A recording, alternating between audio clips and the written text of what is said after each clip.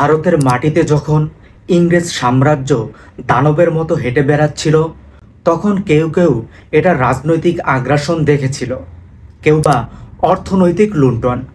কিন্তু একদল মানুষ, মুসলিম আলিমগণ, দেখেছিলেন ঈমান, ইসলাম ও জাতিসত্তার উপর আঘাত হিসেবে। তাদের চোখে ইংরেজ ছিল শুধু দখলদার নয়, ছিল ধর্মবিরোধী শত্রু। এই তথ্যচিত্র সেই বিস্তৃত সংগ্রামেরই কাহিনী, যেখানে কলম ও কোরআনের মানুষরাও হয়ে উঠেছিলেন অস্ত্রধারী। 1857 সালে দিল্লির বাতাসে প্রতিধ্বনিত হয়, ইংরেজ বিদায় হও, ইংরেজ হটাও। এই বিদ্রোহে শুধু সৈনিক নয়, ছিলেন আলেমরাও। মৌলানা ফজল হক খায়রাবাদী দিল্লি থেকে ফতুয়া জারি করেন, ইংরেজ শাসনের বিরুদ্ধে জিহাদ করা ফরজ।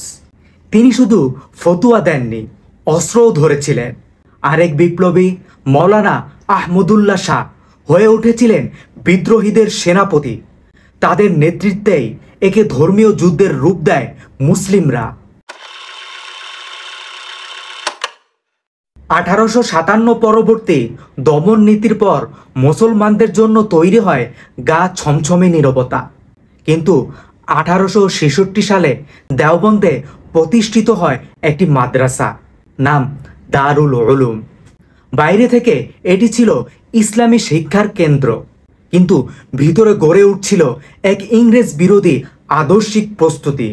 মৌলানা কাসেম নানুতুবি, রশিদ আহমদ গাঙ্গুহি ছাত্রদের শেখাচ্ছিলেন, ইলম মানে শুধু বই পড়া নয়, ইলম মানে সত্যের জন্য আত্মত্যাগ করা, নিজের জীবন উৎসর্গ করা। 1915 সালে ইতিহাসের পাতায় আসে এক অদ্ভুত নাম, রেশমি রুমাল আন্দোলন। এই রুমাল ছিল ব্রিটিশ বিরোধী গোপন বার্তার বাহক। মৌলানা মাহমুদ হাসান শাইখুল হিন্দ ও তার সাথীরা তুরস্ক, আফগানিস্তান ও জার্মানির সঙ্গে জোট করে ইংরেজদের উৎখাতের পরিকল্পনা করেন। পরিণতিতে তারা ধরা পড়েন এবং পাঠানো হয় মাল্টা দ্বীপে বন্দি শিবিরে।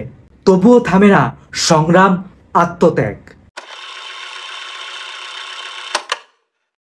প্রথম বিশ্বযুদ্ধ শেষে যখন ওসমানী খেলাফত ভেঙে ফেলে ইংরেজরা, তখন ভারতীয় মুসলমানদের হৃদয় ক্ষতবিক্ষত হয়।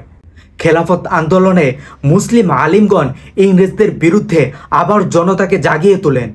মৌলানা মোহাম্মদ আলী, শওকত আলী ও আবুল কালাম আজাদ, তারা একে বানান মুসলিম উম্মাহের স্বাধীনতা ও আত্মপরিচয়ের লড়াই। 1919 সালে প্রতিষ্ঠিত জমিয়তে ওলামায়ে হিন্দ হয়ে ওঠে এক আদর্শিক ও রাজনৈতিক প্ল্যাটফর্ম। এর সদস্যরা শুধু স্বাধীনতার দাবিতে বক্তৃতা দেননি, বরং হাজার হাজার আলেম ব্রিটিশ কারাগারে গিয়েছেন। তাদের সংগ্রাম নিছক দেশপ্রেম নয়, এ ছিল ঈমান রক্ষার সংগ্রাম।